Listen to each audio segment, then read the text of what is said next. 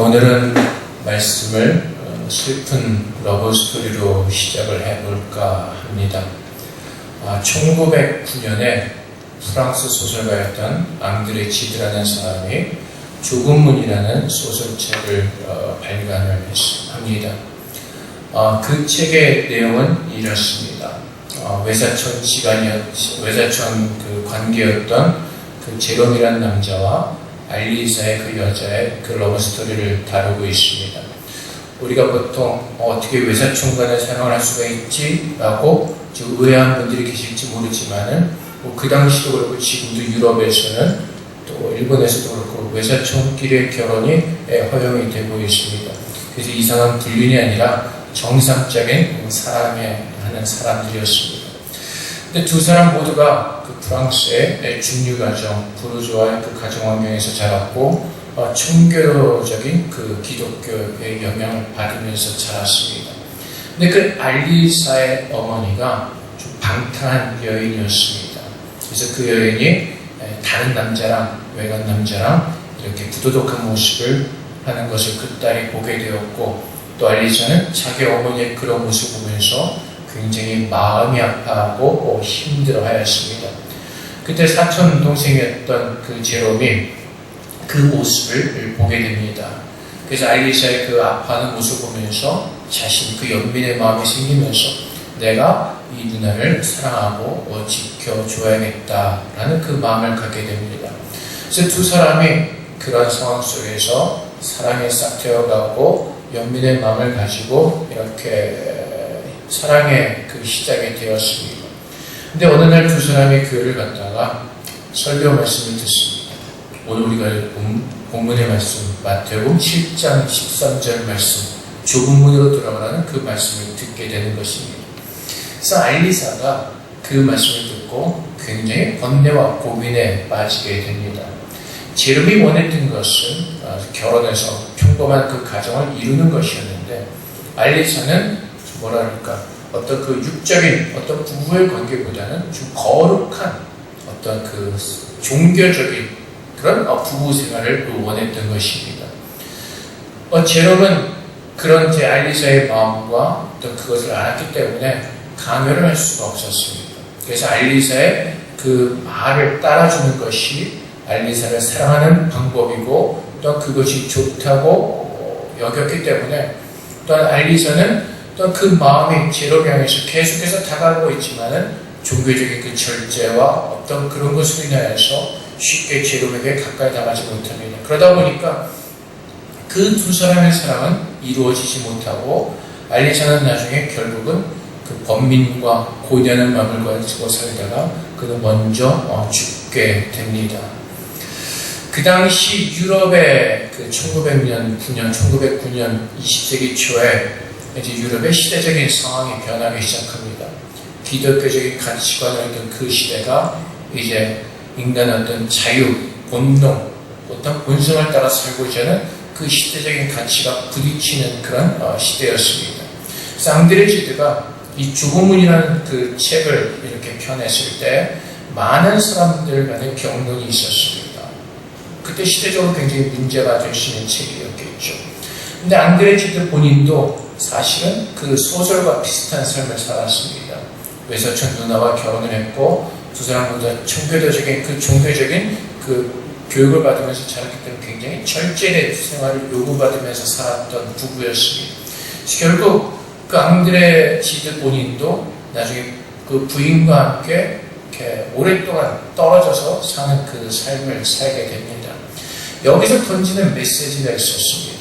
앙드레 지드가 질문하고 싶은 것, 만약에 이 제롬과 알리사가 그 부르주아 가정에서 태어나지 않았고 청교도적인 그 영향 가운데 자라지 않았다면 이 아름다운 사랑이 슬프게 끝났을까라는 그 질문을 던지게 되는 것입니다. 그래서 지드는 많은 사람들에게 어떤 속박받지 않는 인간의 본능과 본성을 따라 사는 어떤 그 넓은 문을 그는 소설을 통해서 제시하고 있었던 것입니다. 근데 여러분 한번 생각해 보시기 바랍니다. 좁은 문과 넓은 문이 있습니다. 근데 지드가 얘기했던 것처럼, 그 앙드레 지드가 요구하는 것처럼 인간이 본능과 본성을 따라 그 넓은 문으로 들어가게 살게 되면은 우리가 더 행복하고 그 두 사람, 알리사와 제롬이 정말 행복한 사랑의 결실을 맺었을 것 같지만은 사실은 사람들은 넓은 문으로 들어갈수록 인간의 본성과 본능을 따라서 자유를 찾아 살아갈수록 인간들은 훨씬 더 불행한 삶을 살게 됩니다. 그것이 이 시대의 모습인 것입니다. 결국 이 모습이 오늘날 뉴에이지의 사상과 비슷합니다. 뉴에이지 사상의 그 포인트가 뭐죠? 모두가 왕이라는 것입니다. 그래서 모두가 자기가 하고 싶은 대로 하면서 살겠다는 것입니다. 여러분 한번 생각해 보십시오. 하고 싶은 대로 산다. 결국은 어디로 우리를 이끌어가겠습니까? 방탕과 뭐랄까 방종입니다. 책임이 없는. 그래서 사실 이 시대는 더 악하고 더 힘든 그런 삶을 살게 될 것입니다. 사실 이 모습이 오늘날에만 있는 것이 아니라 옛날 구약의 시대에도 있었습니다. 사사기 2장 10절 말씀에 그 세대의 사람도 다 그 조상들에게 돌아갔고 그 후에 일어난 다른 세대는 여호와를 알지 못하며 여호와께서 이스라엘을 위하여 행하신 일도 알지 못하였더라. 그리고 사사기 21장 25절 말씀에 그때 이스라엘의 왕이 없으므로 사람이 각각 자기의 소견대로 옳은 대로 행하였더라. 하나님을 알지 못하는 이스라엘 백성들이 어떻게 살았다고요? 자기가 옳다고 생각하는 자기의 소견대로 살았다는 것입니다. 그럼 그들이 정말로 하나님께서 기뻐하시는 그 삶을 살았습니까? 아니죠. 하나님 앞에서 더 죄악된 길로 떠날 수밖에 없었던 것입니다. 그래서 넓은 문이 우리가 생각할 때에는 그것이 더 자유스럽고 우리에게 행복과 기쁨을 줄 수 있을 것 같지만은 사실은 그 넓은 문은 오늘 성경에서 증거하는 것처럼 멸망으로 인도하는 문이라는 것을 우리는 깨닫게 됩니다. 그렇다면 제롬과 알리사가 이해했던 좁은 문을 제대로 이해했던 것인가? 사실은 그렇지 않습니다. 주님께서 말씀하시는 좁은 문은 그런 자기 절제와 억제를 말하지 않습니다. 근데 대부분의 많은 사람들이 좁은 문 하면은 스스로가 어떤 그 프레임에 가둬버리죠. 이렇게 살아야 된다, 저렇게 살아야 된다. 그래서 그 종교적인 프레임 속에 갇혀서 스스로 절제하고 어떤 스스로 그 고행을 하는 그 모습 속에 가둬버리게 됩니다. 그것이 중세 시대의 수도승들의 모습이었습니다. 세상을 따라서 가난하게 고행하면서 절제하면서 사는 것. 그것을 크리스찬 믿음 생활의 미덕으로 생각을 했습니다. 근데 사실은 그것도 성경에서 말하는 좁은 문을 들어가는 방법이 아니었습니다.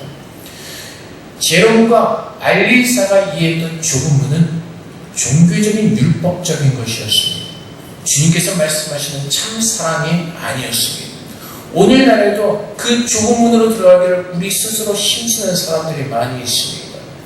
그래서 우리나라에서 교회법으로 정해놓은 것 중에 하나가 술 마시지 말고 담배 피지 말라. 사실 그게 이제 한국에만 있는 교회법이죠.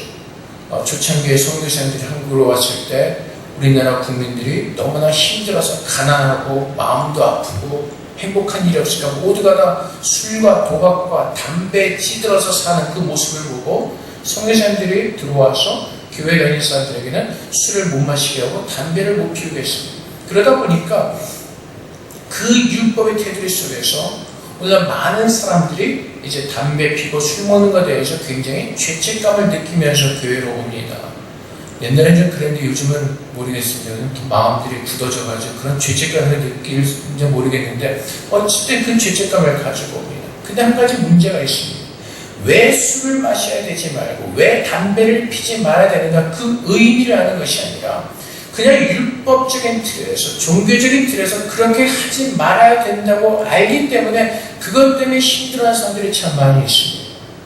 술을 마시지 말아야 되고 담배를 피지 말아야 되는 이유가 있습니다.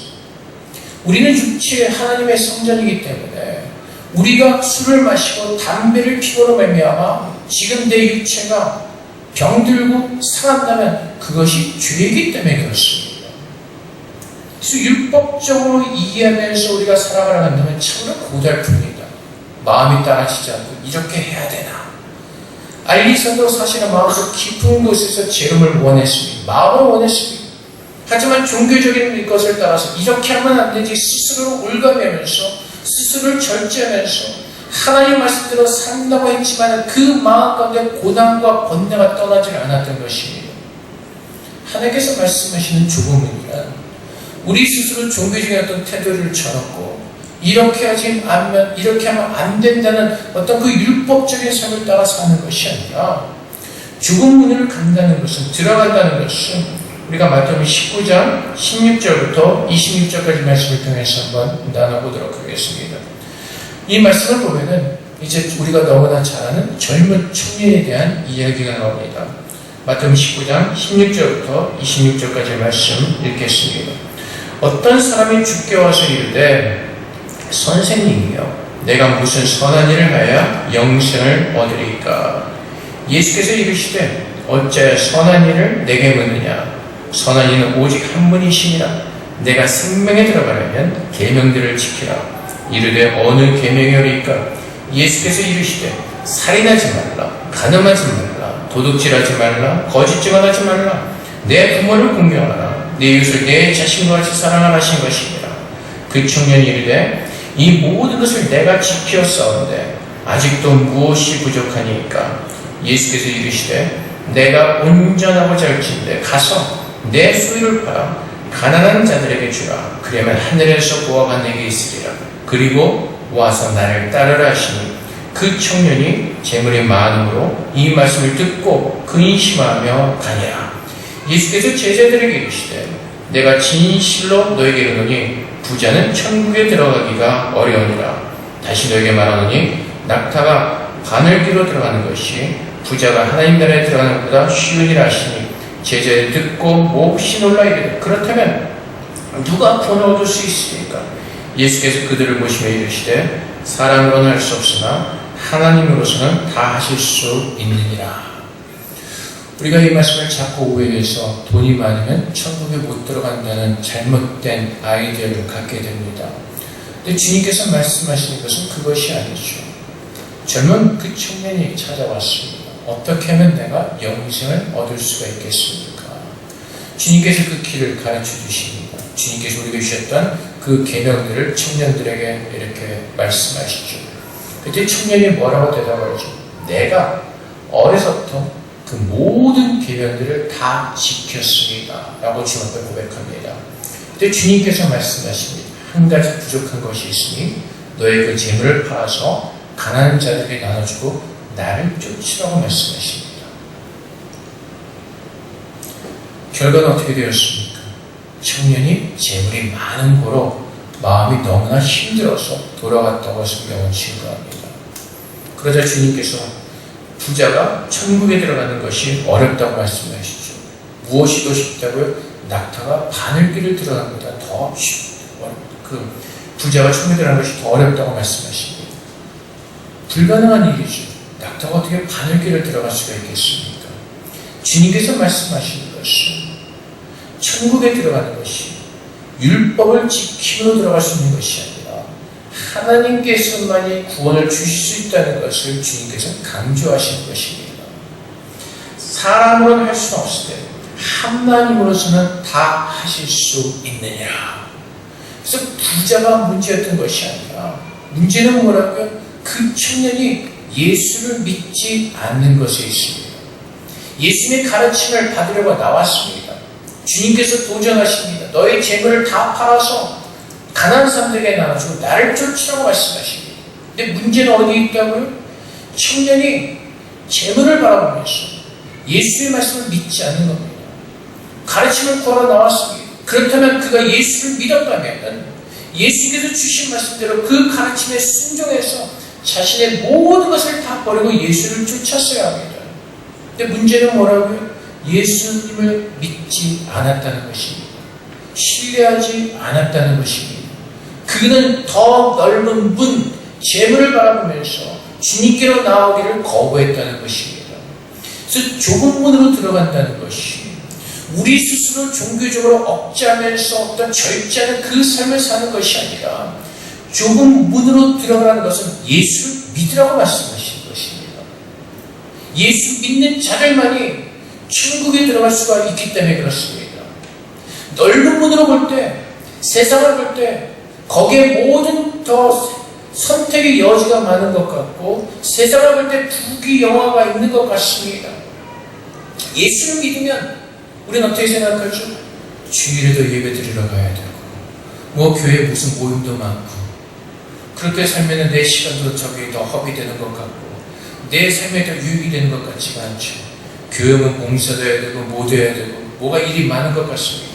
내 세상을 바라보면 내 앞에 펼쳐진 그 세상을 바라보면 내가 조금만 열심히 하면 부귀영화를 누릴 수가 있고 모든 것을 많이 가질 수 있을 것 같은 착각 속에 빠지게 합니다. 내 세상의 마지막 길은 어디로 가죠? 사망으로 갑니다. 죽음으로 갑니다. 로마서 15장 말씀에 그래서 사망을 우리의 원수라고 표현을 합니다. 내가 죽으면 모든 것을 그 사망이 다 삼켜버리기 때문에 그렇습니다. 그래서 세상의 문이 넓어 보이고 거기가 뭐가 더 부귀영화인 것도 행복하고 기쁜 것 같지만은 그 넓은 문이 우리를 어디로 이끌어간다고? 멸망으로 이끌어간다는 것입니다. 앙드레 지드가 사람들에게 그 소설을 써서 더 넓은 문으로 들어갔으면 그 제롬과 알리사가 청교도의 교육을 받고 자라지 않았다면 부르주아의 가정에서 자라지 않았다면 그 사랑이 더 아름다우지 않았을까? 그렇지 않죠. 요즘 젊은이들의 사랑은 어떻죠? 불같은 사랑하죠. 근데 방탕하고 더 뭐라 그럴까 음란하고 더 부도덕한 그 삶을 살아갑니다. 제롬과 알리사가 깨달았던 그 좁은 문도 주님께서 말씀하시는 좁은 문이 아니었습니다. 그래서 우리가 예수를 믿을 때 예수를 옳게 분별하고 깨닫지 못하고 우리가 믿지 않는다면 우리의 삶은 다 불행해질 수밖에 없는 것입니다. 그래서 주님께서 좁은 문으로 들어가라는 것입니다. 너희 생각과 너희 계획과 너희 아는 것으로 나를 찾지 말라는 것입니다. 젊은 청년이 주님을 찾아 나올 때 그는 모든 계명을 지키면 다 되는 것을 알았습니다. 율법적으로 종교적으로 완전하게 살면 구원을 받는다고 생각했습니다. 근데 주님께서 그 젊은이에게 핵심적으로 하신 질문이 무엇이? 너는 나를 믿느냐는 것입니다. 네가 가지고 있는 재물보다 네가 지금까지 알고 살았던 종교적인 그 어떤 행위보다 지금 너의 앞에서 너에게 말하고 있는 나를 믿느냐라고 묻고 계신 것입니다. 네가 나를 믿으면 영생을 얻고 살 것이라고 주님께서 가르쳐 주시는 것입니다. 근데 그 청년은 주님을 믿지 않았습니다. 주님을 보지 않았습니다.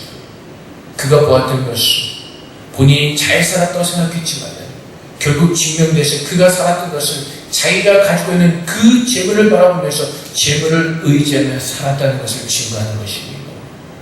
하나님보다 재물을 더 사랑한 그 율법적인 종교적인 그 좁은 문으로 걸어갔다는 것을 우리에게 말해주고 있는 것입니다. 그래서 예수님께서 좁은 문으로 들어가라 라고 말씀하시는 것은 예수를 믿으라고 말씀하시는 것입니다. 누가복음 13장 말씀에서도 24절에서 비슷한 말씀을 하시죠.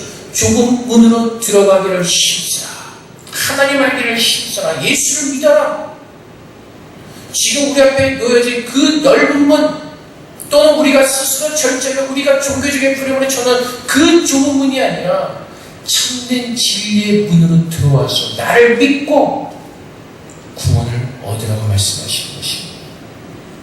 예수님께서 내가 곧 길이요 진리요 생명이 나라 말미암지 않고는 아버지께 올 자가 없다고 말씀하십니다. 오직 예수를 믿을 때에만 우리는 그 영생의 길로 걸어갈 수가 있는 것입니다. 주님께서 좁은 문으로 들어가고 말씀하시고 그 좁은 문이 14절에 말씀하시죠. 생명으로 인도하는 문이라고 말씀하십니다. 그 생명으로 인도하는 문은 예수 그리스도밖에 없습니다. 그래서 예수님께서 하나님께서 요한복음 3장 16절 말씀을 통해서 하나님이 세상을 이처럼 사랑하사 독생자를 주셨으니 이는 그를 믿는 자마다 멸망하지 않고 영생을 얻게 하려 하시니라. 생명으로 인도하는 문, 그 문은 오직 예수 그리스도이심을 우리에게 증거하는 것입니다. 요한일서 3장 23절 말씀에 그의 계명은 이것이니 곧 그 아들 예수 그리스도 이름을 믿고 그가 우리에게 주신 계명대로 서로 사랑할 것이니라. 근데 청년은 계명을 지켰는데 가장 중요한 뭐를 못했다고요? 예수를 믿지 못했다는 것입니다. 계명을 지킬 때 그의 계명인 것이 곧 그 아들 예수 그리스도의 이름을 믿고 그가 우리에게 주신 계명대로 서로 사랑할 것입니다. 젊은 청년은 자기가 계명대로 살았다고 생각하지만 무엇을 놓쳤다고요? 주님께서 말씀하신 그 사랑을 놓치고 있었다는 것입니다. 주님께서 마태복음 16장 24절 말씀에 예수께서 제자들에게 이르시되 누구든지 나를 따라오려거든 자기를 부인하고 자기 십자가를 지고 나를 따를 것이냐. 우리에게 다시 도전하는 말이죠. 나를 부인해 나의 십자가를 치고. 이 말씀만 보면 참 고달픈 인생을 사는 것 같죠. 세상의 모든 쾌락과 모든 걸 다 버리고 정말 그 수도승과 같은 그런 자기 것도 수행하는 모습으로 주님을 쫓아가는 말씀과 같습니다. 근데 주님께서 말씀하신 이유가 있습니다. 주님께로 나아갈 때에 우리가 세상의 모든 것을 다 버리고 나를 부인하고 나의 십자가를 주 앞에 나아갈 때에 세상에서 줄 수 없는 그 풍성한 은혜를 누릴 수가 있기 때문에 그렇습니다. 그래서 갈라디아서 2장 20절 말씀에 내가 그리스도와 함께 십자가에 못 박혔나니 그런즉 이제는 내가 사는 것이 아니요 오직 내 안에 그리스도께서 사시는 것이라. 이제 내가 육체 가운데 사는 것은 나를 사랑하사 나를 위하여 자기 자신을 버리신 하나님의 아들을 믿는 믿음 안에서 사는 것이라. 내가 예수 그리스도 함께 죽었고 그분을 믿을 때 만왕의 왕이신 하나님께서 지금 내 안에 임재하셔서 나와 함께 하신다고 말씀하시는 것입니다. 만왕의 왕이신 하나님이 나와 함께 하시고 하늘의 모든 신령한 복을 우리에게 부어주시겠다고 약속하십니다. 내가 그리스도와 함께 죽고 그분의 은혜 가운데 살아날 때 그분의 풍성한 은혜를 누릴 수가 있게 되는 것입니다. 그래서 에베소서 1장 7절 말씀에 우리는 그리스도 안에서 그의 풍성함을 따라 그의 피로 말미암아 속량 곧 죄사함을 받았느니라. 죄사함의 은혜를 받은 사람들은 특권이 무엇이죠? 하나님의 자녀가 되는 것입니다. 하늘의 모든 복을 누릴 수가 있게 되는 것입니다.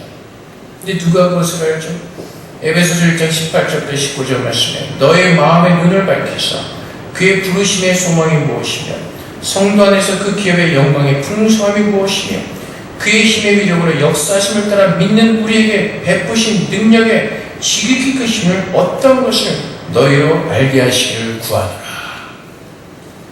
마음의 눈을 밝히사 그의 부르심의 소망이 무엇인지를 믿음으로 바라볼 때 그분의 힘으로 역사하심을 따라 우리에게 부으신 그 풍성한 내가 무엇인지를 알게 되는 것입니다. 제가 아까 교회 올 때는 비가 안 왔는데 지금 밖에 보니까 비가 오는 것 같습니다. 태풍이 오면요, 이 밑에 사는 사람들은 비를 내리면 내린 대로 맞아야 되고 바람이 불면 부는 대로 우리는 어쩔 수 없이 그냥 거기 있어야 됩니다. 근데 아무리 태풍이 심하게 불어도 아무리 비가 많이 와도 우리가 비행기를 타고 그 구름을 뚫고 가면은 거기는 고요합니다.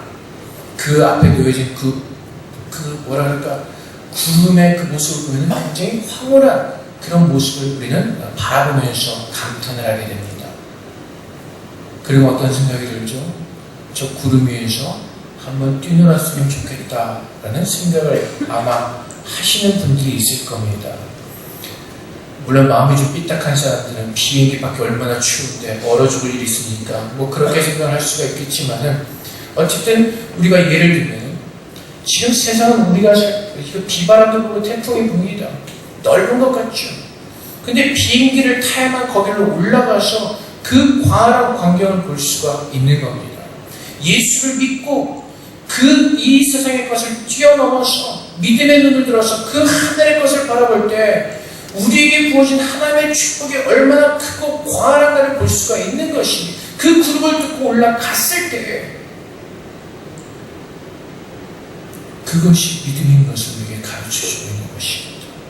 오직 예수를 믿을 때 예수 믿는 것이 재미없죠. 클럽에도 못 가게, 술도 못 마시게, 담배도 못 피게, 무슨 인생을 무슨 재미로 살아? 근데 예수를 믿고 나서 세상의 모든 것을 뛰어넘어서 올라가 보면 거기에는 세상과 비교할 수 없는 그 광활한 그 굉장한 그 광경이 우리 앞에 펼쳐지고 있다는 것입니다. 근데 그것을 보지 못하기 때문에 자꾸 세상의 것을 구하죠. 비바람이 불어도 태풍이 하든 세상의 조사오니 나는 세상에서 구경을 누리기를 원합니다. 태풍이 심하면 다 날아가 버리죠. 교회에서 저희 집에 걸어가는 길에 보면 어느 건물 그 앞에 위에 망사가 쳐져 있습니다. 건물이 낡았는지 뭐가 자꾸 떨어지니까. 그래서 가끔 생각합니다. 혹시 저기서 떨어진 돌만지 않을까. 보면 이렇게 떨어진 돌도 보이고 그래서 꼭 거기를 지날 때마다 죽음을 한번 생각해 보게 됩니다. 금방 갈 수도 있겠구나. 살아있는 교훈을 주는 것이죠. 근데 우리가 그 세상에 살면서 그래도 세상에 좋다고 세상의 태풍과 비바람 맞으면서 여기 있겠다고 발버둥 치는 사람들은 그래서 나는 그 비행기 타는 게 싫어서 답답한 게 싫어서 난 타지 않겠다는 사람들은 그 광경을 볼 수가 없는 겁니다.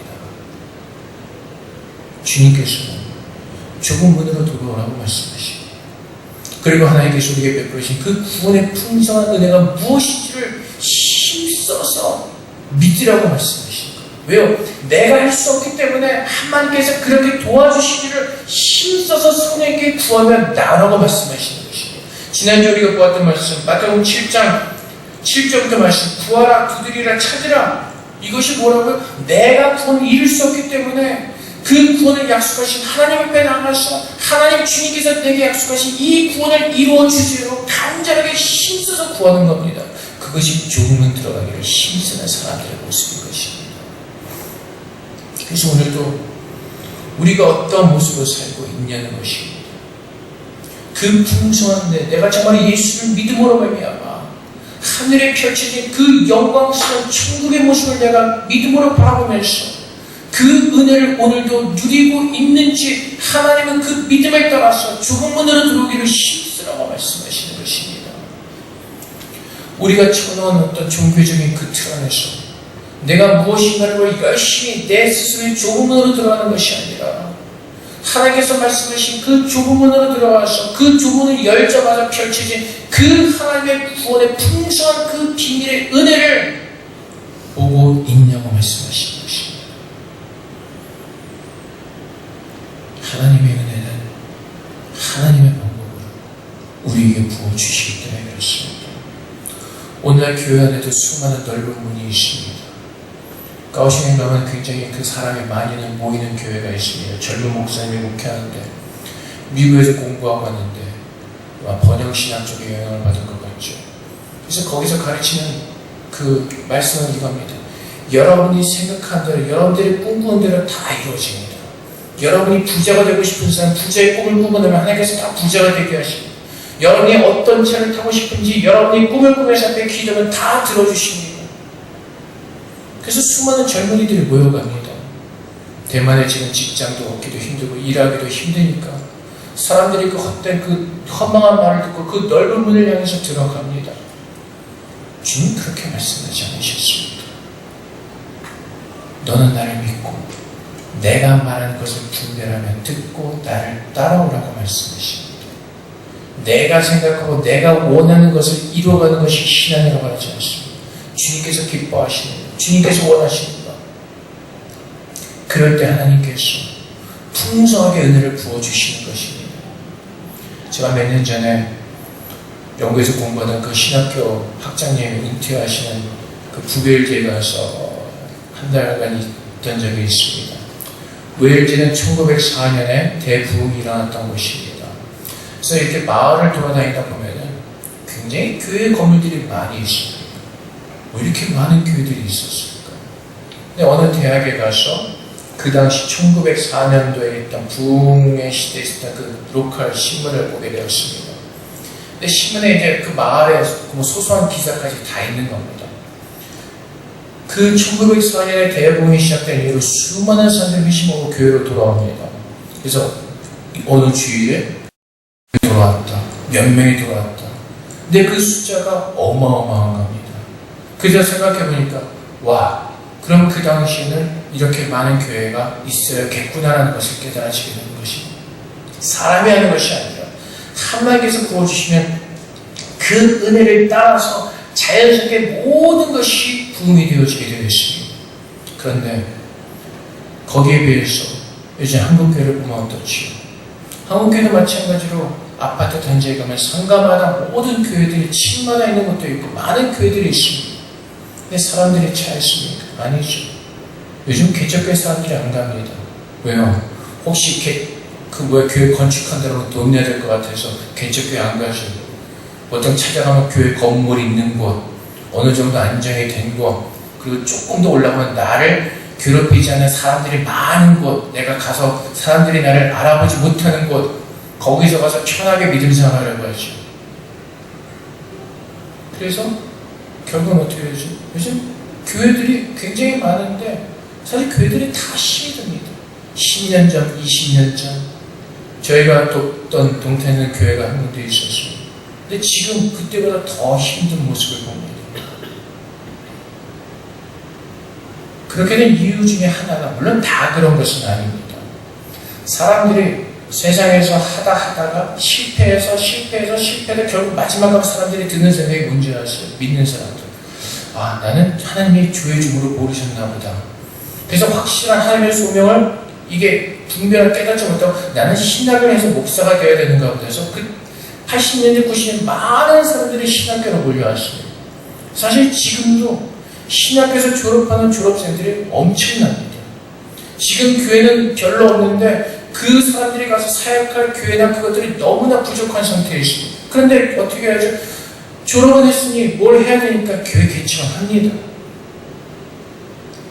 되지를 않죠. 물론 지금 다 그 교회들이 잘못됐다는 얘기는 아닙니다. 우리 스스로 종교적으로 우리가 스스로 넓은 문으로 들어가려고 했던 그 모든 것들이 하나님께서 행하지 않으시면 그것이 넓은 문으로 들어가는 것 같았지만 결국은 그 마지막은 아니라는 것입니다. 그래서 오늘 주님께서 좁은 문으로 들어가라고 말씀하시고 생명을 인도하는 문은 좁고 길이 협착하여 찾는 자가 적다고 말씀하시는 것은 우리 스스로 고백을 하면서 우리 스스로 종교적인 어떤 틀을 쳐놓고 내가 여기에 열심으로 종교적인 율법을 가지고 살려고 하는 것이 아니라 주님께서 마태복음에서 말씀하신 그 부자 청년처럼 내 스스로 율법을 지키며 내가 잘하는 것이라고 착각하면서 사는 것이 아니라 예수를 잘 믿으라고 말씀하십니다. 오늘 주님께서 나에게 주신 말씀을 듣고 그 말씀을 믿고 그 말씀 앞에 온전한 순종의 제사를 드리면서 하나님께서 내게 베푸신 그 구원의 풍성한 은혜를 따라서 오늘 하루를 주님과 동행하며 감사함으로 기쁨으로 살아있는 마음으로 주를 예배하라고 말씀하신 것입니다. 그것이 생명 얻은 자들의 축복인 것입니다.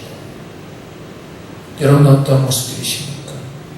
부자 청년처럼 오늘 주 앞에 나와서 그냥 묻고만 계시지 않습니까?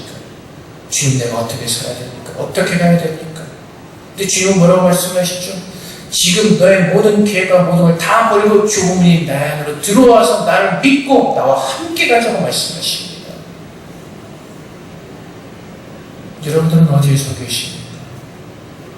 넓은 문 앞에 서서 그 길이 최고인 것 같아서 망설이고 계십니까? 아니면 예수 앞에 나왔지만은 그 부자 청년처럼 주의 말씀을 듣지 않고 내가 생각하는 것, 내가 원하는 것을 가지고 내가 가는 그 좁은 문을 가면서 내가 잘하고 있다는 착각 속에서 생각 속에서 스스로 박수치고 있지 않습니까? 주님은 내 말을 듣고 내 말을 따르라고 말씀하십니다. 좀 아까도 말씀드렸듯이 부자라서 천국에 못 들어간 것이 아니라 그는 예수님 앞에 나와서 가르침을 구했지만은 예수를 전적으로 신뢰하고 그분을 믿지 않았습니다. 그분께서 하시는 말씀을 믿음으로 그는 받아들이지 못했습니다. 거부했습니다. 스스로의 종교적인 좁은 문을 넘어서지를 못했던 것입니다. 그리고 세상의 넓은 문으로 자기가 생각했던 좁은 문이었지만 그것이 넓은 문인지 모르고 그 멸망의 길로 계속해서 걸어가고 있던 것입니다. 사랑하는 성도 여러분, 주님께서 우리를 권하신 그 긍휼의 풍성을 누리라고 말씀하십니다. 에베소서 2장 4절부터 7절까지 말씀합니다. 긍휼이 풍성하신 하나님이 우리를 사랑하신 그 큰 사랑을 인하여 허물로 죽은 우리를 그리스도와 함께 살리셨고 너희는 은혜로 본을 받은 것이라.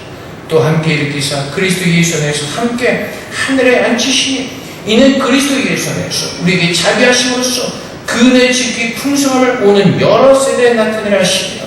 그래서 여러분, 우리가 믿음으로 살아내면서 하나님의 그 풍성한 은혜를 우리가 깨달을 수 있는 것은 내가 정말로 예수 그리스도와 함께 죽었고 주님께서 하나님께서 그 예수 그리스도를 일으키실 때 우리도 함께 일으키셔서 오늘 하늘의 보좌 우편에 앉게 하신 그 말씀을 믿고 이 말씀을 통해서 지금 내가 어디 있는가를 확인하고 그분의 말씀을 듣는 사람들이 하늘의 보좌 우편에 계신 그 하나님께서 그 영광을 바라보면서 그 구원의 은혜의 풍성한 비밀이 무엇인가를 깨닫고 오늘도 그 은혜의 기쁨의 풍성한 은혜를 누릴 수가 있는 믿음의 성도로 사는 것입니다. 근데 대부분이 젊은 청년들처럼 주님 앞에 나아가 묻습니다. 듣습니다. 하지만 그분을 믿지 않습니다. 그분께서 주신 말씀을 믿지 않습니다. 그리고 결국은 내가 원하는 것을 내가 생각한 그 길을 걸어가고자 합니다. 번뇌는 되죠. 고민하죠. 주의 말씀을 듣고 그 부자중이 번뇌하고 고민했던 것처럼 우리도 늘 번뇌하고 고민 속에 있어. 그래서 기쁨을 누리지 못하는 겁니다. 주님의 그 좁은 문으로 들어가지 못하기 때문에. 근데 오늘 예수님께서 여러분을 초청하십니다. 좁은 문으로 들어오라고 말씀하십니다. 그 생명하는 예수 그리스도를 믿고 그분의 안으로 들어오라고 말씀하십니다.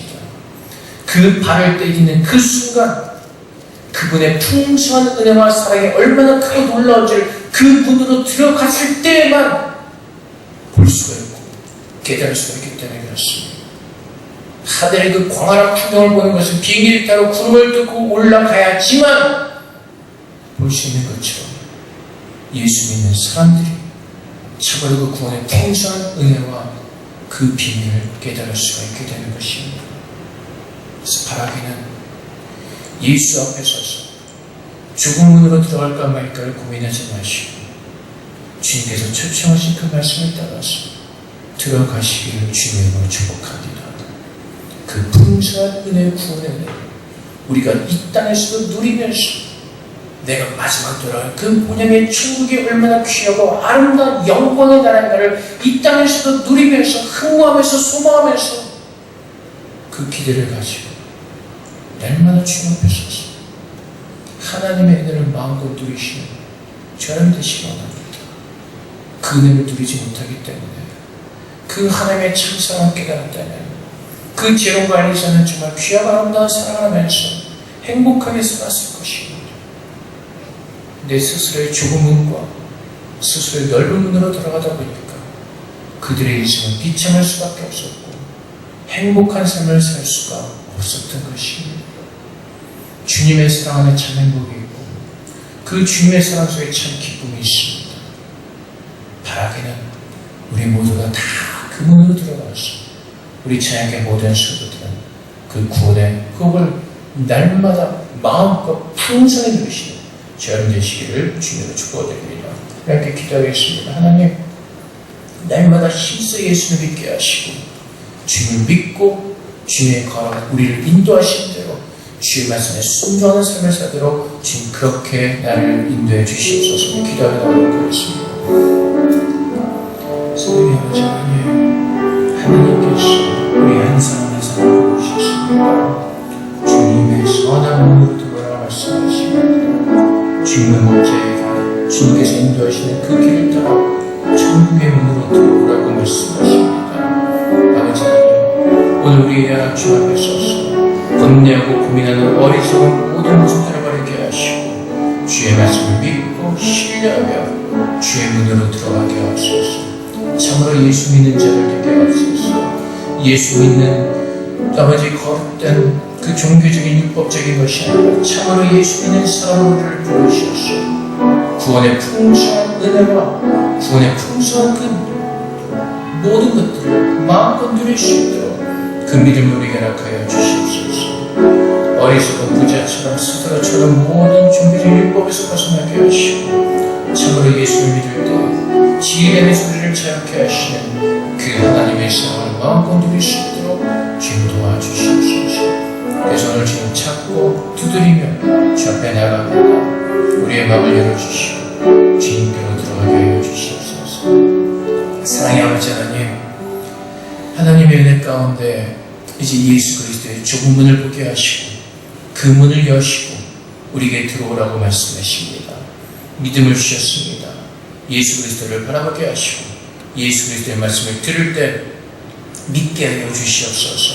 그래서 우리의 발걸음이 그 좁은 문으로 들어가서 그 생명의 은혜를 누릴 수 있도록 하나님 우리 모두를 축복하여 주시옵소서.